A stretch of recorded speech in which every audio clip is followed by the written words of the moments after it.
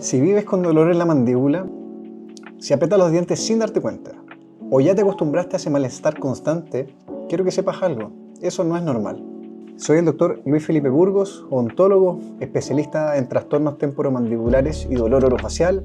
Trabajo hace más de 10 años con personas que sufren de dolor orofacial, bruxismo y otros problemas de mandíbula. Y estoy acá para ayudarte a entender tu problema y para que sepas que sí tiene solución. Normalizar el dolor no debería ser parte de tu rutina. Sigue esta cuenta para aprender a cuidar tu mandíbula, tu salud y mejorar tu calidad de vida.